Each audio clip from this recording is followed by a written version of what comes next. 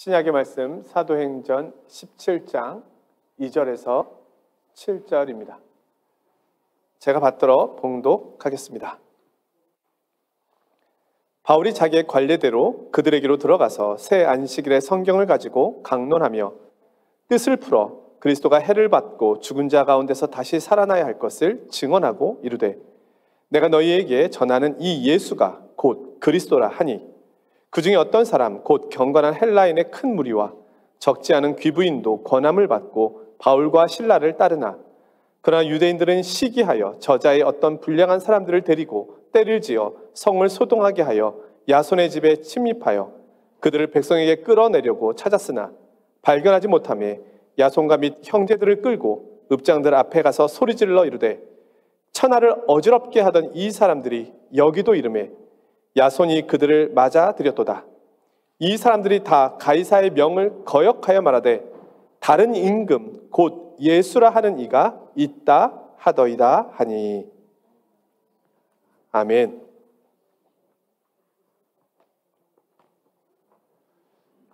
어느 집사님께서 제게 신약 성경과 비트코인의 닮은 점이라는 내용의 글을 보내주었습니다. 읽어보니 흥미로운 부분이 있었습니다. 그래서 잠시 소개해 보려고 합니다. 자, 우리에게는 신약 성경에 원본이 없습니다. 우리가 가지고 있는 성경은 수많은 사람들에 의하여 필사된 사본, 그리고 또 그 사본의 사본, 또 그 사본의 사본의 사본, 이것들을 후대의 학자들이 비교하여 원본을 복원한 것입니다. 신약성경 가운데는 완전하거나 일부 단편 형태의 그리스어 필사본으로는 5,800여 점이, 만여 점의 라틴어 필사본, 9,300여 점의 시리아어, 슬라브어, 고트어, 이디오피아어, 콥트어, 아르메니아어 등의 고대 언어로 작성된 다양한 사본들이 존재합니다.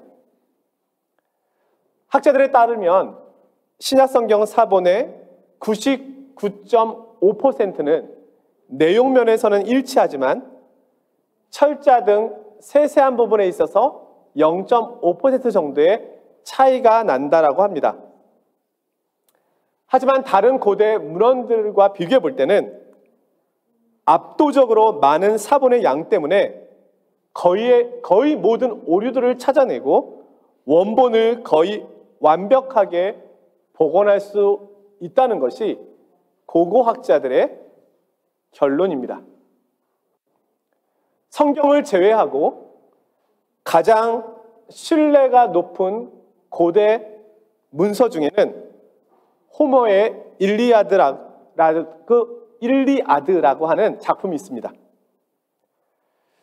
그러나 성경의 사본이 25,000여 점에 달한다고 할 때 일리아드 사본은 고작 640여 점 정도 된다고 합니다.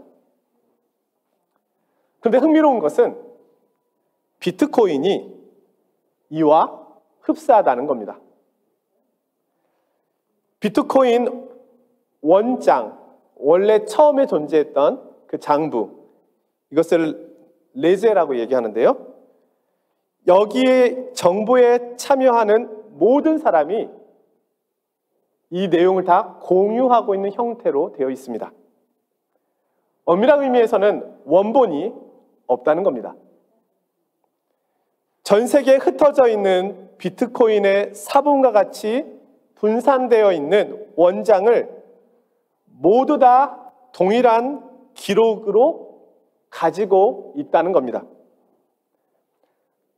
따라서 비트코인 네트워크는 이 사본들을 교차 검증함으로써 항상 진실을 찾을 수 있게 되고 사용자들은 그것을 신뢰할 수 있게 된다고 합니다.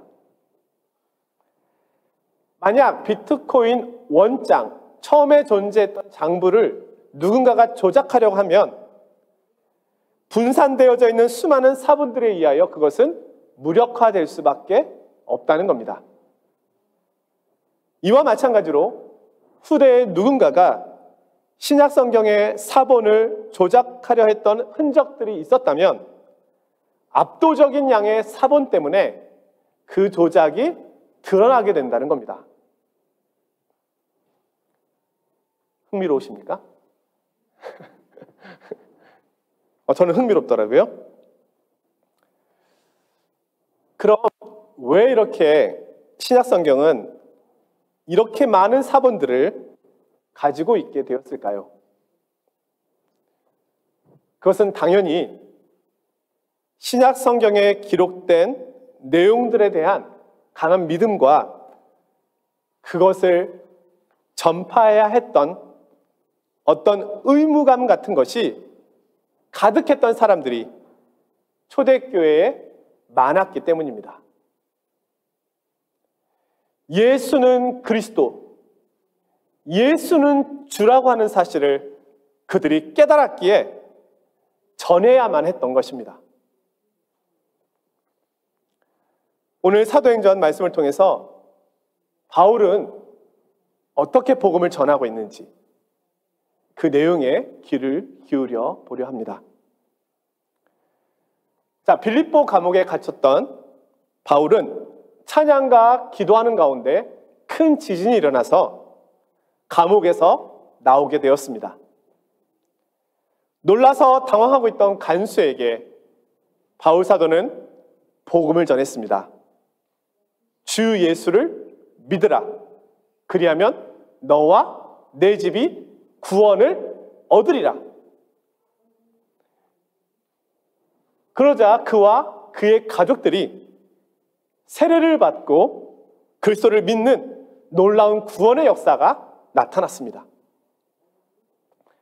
그 후에 바울 사도가 발걸음을 옮긴 곳은 데살로니가라고 하는 지역이었습니다. 오늘 본문의 배경은 데살로니가에서 있었던 일입니다. 바울은 새 안식일 동안 성경을 가지고 강론을 하였습니다. 3주 동안 그곳에서 체류하면서 회당에서도 가르쳤고 거리나 길거리에서 수없이 복음을 전하였을 것입니다. 그리고 그곳에 교회가 세워지게 되었습니다. 신약성경에는 바울 사도가 데살로니가 교회에 보내는 편지가 담겨 있습니다. 우리는 그것을 데살로니가 전서, 후서라고 부릅니다. 데살로니가 전서가 바울의 편지 가운데서 가장 먼저 기록된 서신서라고 알려져 있습니다. 바울이 데살로니가에서 복음을 전하고 난 후에 바로 고린도로 가거든요. 근데 고린도에 도착해서 데살로니가에 보낸 편지가 데살로니가 전서입니다. 우리는 데살로니가 전서를 통하여 데살로니가 교회가 어떤 모습으로 세워졌는지를 알 수 있습니다. 데살로니가 교회는 믿음의 역사, 사랑의 수고, 소망의 인내가 넘쳐났던 교회였습니다. 마게도냐와 아가야에 있는 모든 믿는 자의 본이 되는 교회로 세워졌습니다. 그들은 우상을 버리고 하나님께로 돌아왔습니다. 바울은 이곳에서 폐를 끼치지 않기 위하여 밤낮으로 일을 하면서 복음을 전했습니다. 데살로니가 교인들에게 거룩한 삶을 살라고 권면하였고 특별히 주님께서 도적같이 오실 것이라고 말씀을 전하였습니다. 그리고 우리가 잘 아는 것처럼 데살로니가 교회를 향한 유명한 권면의 말씀이 있습니다. 항상 기뻐하라, 쉬지 말고 기도하라, 범사에 감사하라. 이는 그리스도 예수 안에서 여러분들을 향하신 하나님의 뜻입니다.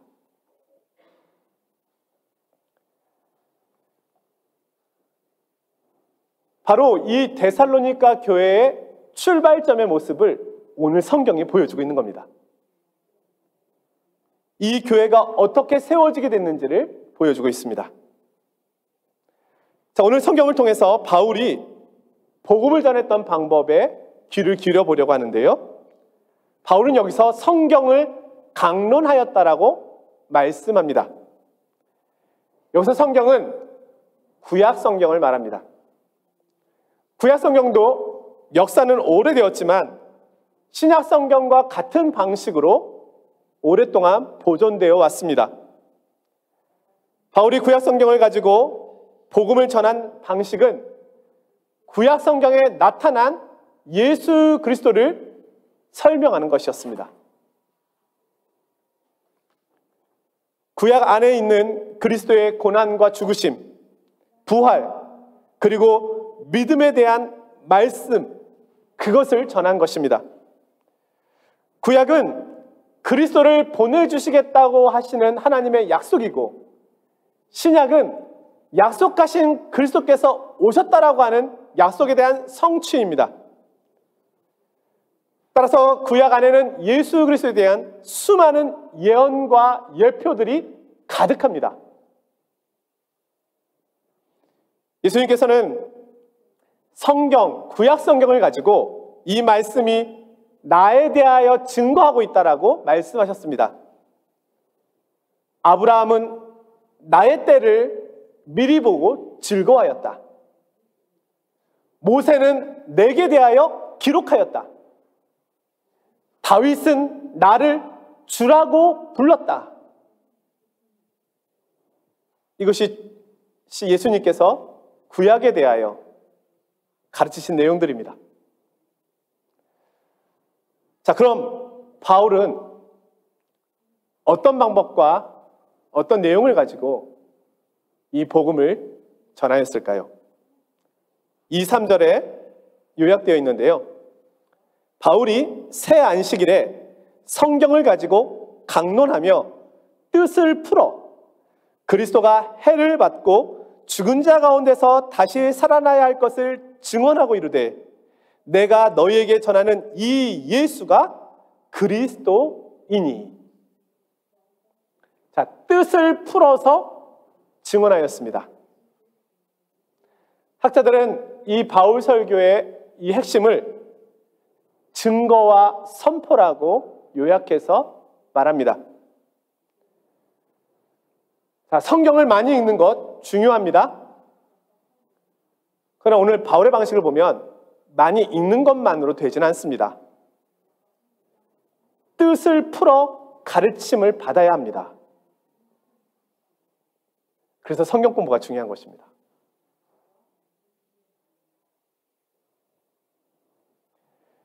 성경의 뜻을 풀어서 의미를 아는 것은 중요합니다.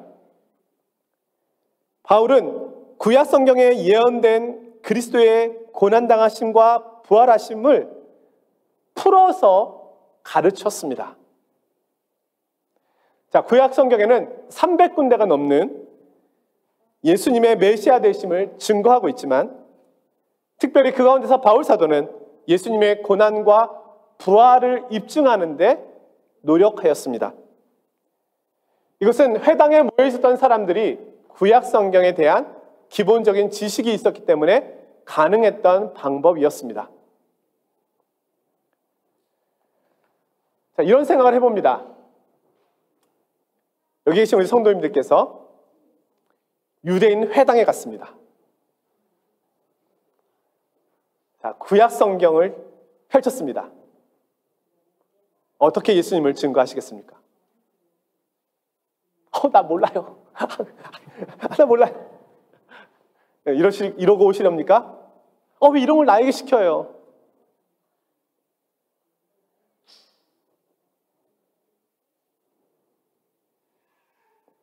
자, 어떤 본문을 가지고 예수 그리스도를 전하시겠습니까? 라고 물어본다면 어떤 본문을 소개하겠습니까?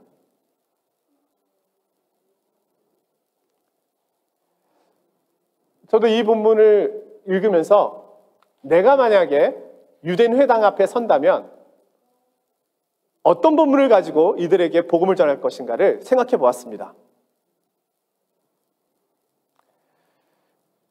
몇 가지만 한번 생각해 봤는데요. 아마 제가 생각한 이 말씀이 맞다면 바울 사도가 아마 놀랄 겁니다. 제가 한 두 가지 정도, 크게 두 가지, 세 가지 정도를 소개해 보려고 합니다. 먼저 저는 창세기 3장 15절을 가지고 복음을 소개할 것입니다. 내가 너를 여자와 원수가 되게 하고 내 후손도 여자의 후손과 원수가 되게 하리니 여자의 후손은 내 머리를 상하게 할 것이요 너는 그의 발꿈치를 상하게 할 것이니라 하시고, 자, 이 구절은 원시 복음이라고 불리우는 내용입니다. 아담과 하와가 선악을 알게 하는 나무의 열매를 따먹은 후에 처음으로 하나님께서 메시아에 대하여 예언하신 말씀입니다. 메시아는 뱀의 머리를 밟기 위하여 오십니다.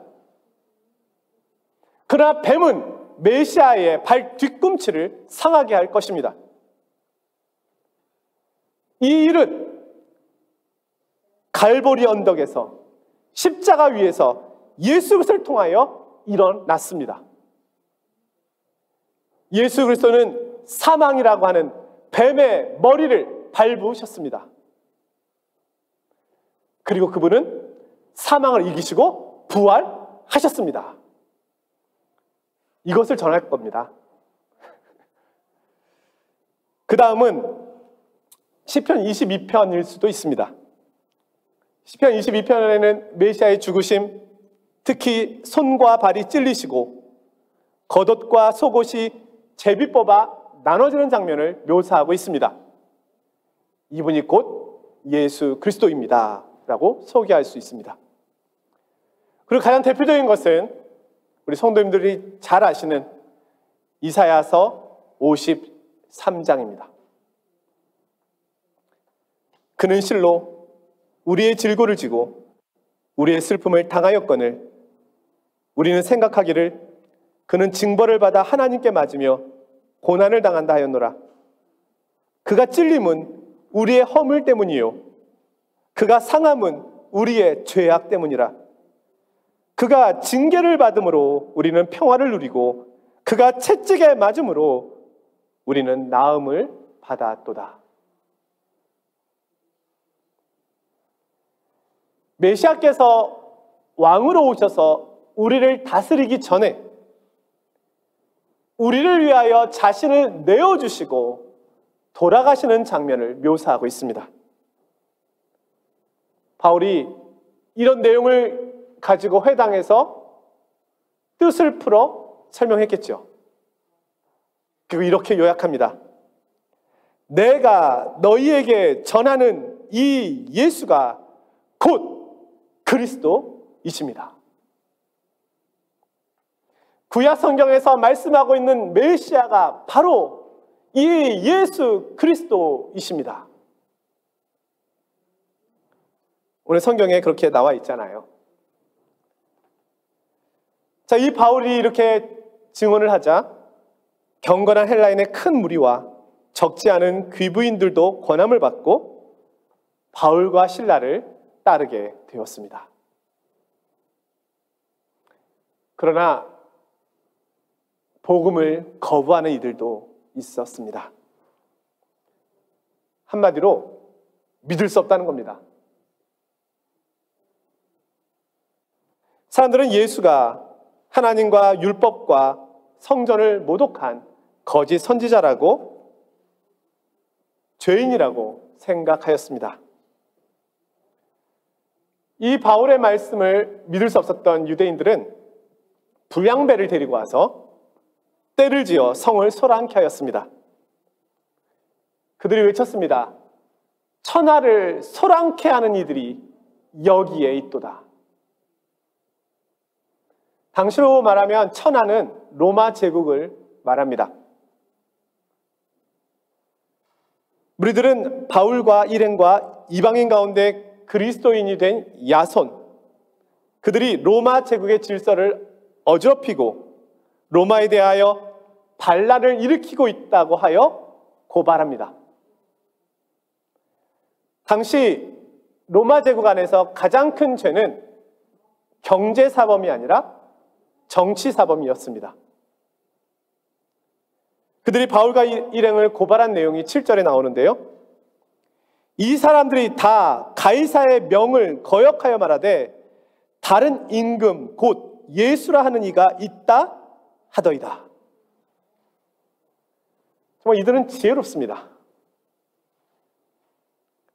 그들은 예수 그리스도가 전한 복음의 내용을 듣고서는 가이사 외에 다른 왕이 있다라고 저들이 전하고 있다, 이렇게 확대 해석해 버렸습니다.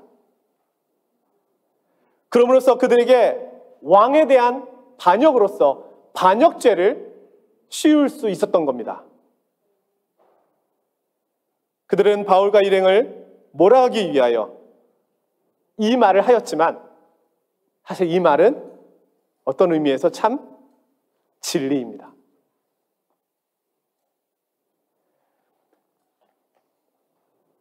하나님께서는 이들의 악함과 이들의 무지함을 통해서도 주님의 이름을 증거하고 계신 것이었습니다.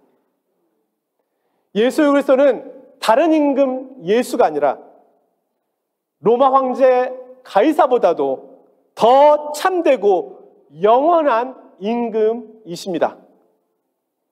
가이사는 로마 제국의 왕이지만 예수 그리스도는 하늘과 땅의 온 우주의 왕이 되십니다. 성경은 이렇게 증거합니다. 모든 만물은 주로 말미암고 주께로 돌아갈 것입니다. 사람들은 영원한 임금 예수의 이름을 부인하기 위하여 이런 표현을 사용하고 있지만, 그러나 우리가 알고 있듯이 임금 예수님은 진정한 그분의 이름입니다. 사랑하는 성도 여러분, 한국 세계 선교사 협의회라는 선교사님들을 이렇게 파악하고 있는 기관이 있는데요. 최근 자료에 보니까 코로나19 바이러스로 인해서 30여 명의 선교사님이 순직하였다라고 하는 내용이 보고가 되었습니다. 코로나도 선교사님을 피해 가지는 않았습니다. 선교사님들이 이 예수 그리스도의 이름을 증거하다가 그렇게 되신 것이죠. 그러나 우리는 노엘, 탄생이라는 의미잖아요. 노엘을 페트로 바꿔놓고 예수 그리스도를 지우고 있습니다. 2000년 전 예수 그리스도께서는 우리를 구원하기 위하여 하늘에서 땅으로, 영원에서 시간 속으로 들어오셨습니다. 임금에서 종으로 오셨습니다. 우리를 구원하기 위하여 스스로 낮아지셨습니다. 그러나 우리가 알고 있듯이 그분은 왕이십니다. 이 성탄의 주인이 되시고 모든 나라와 모든 역사와 모든 인생의 왕이 되십니다. 오늘 바울은 구약 성경을 통하여 예수 그리스도를 증거하고 있습니다. 구약으로도 충분합니다. 그런데 저와 여러분은 신약 성경까지 가지고 있습니다. 이분을 어떻게 부인할 수 있단 말입니까? 이분을 어떻게 믿지 못한다고 말할 수 있습니까? 무엇을 더 보여달라고 요구할 수 있단 말입니까? 우리는 성경을 통하여 그리스도를 만납니다. 이 성탄의 계절에 만왕의 왕 되신 이분께 경배를 드리기를 원합니다. 이분이 진정 왕 되심을 고백하기를 원합니다. 이 왕이신 주님께서 한 주간 동안도 저와 여러분의 삶 위에 풍성한 넘쳐나는 은혜를 부어주심으로 주님과 동행하는 기쁨을 누리시는 복된 시간이 되시길 주님의 이름으로 축원드립니다.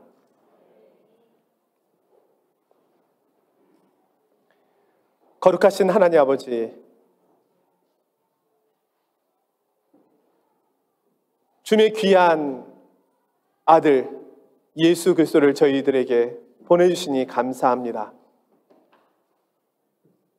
이 죄악의 땅에, 소망 없는 땅에 영원한 소망과 구원을 주시기 위하여 그분이 오셨습니다.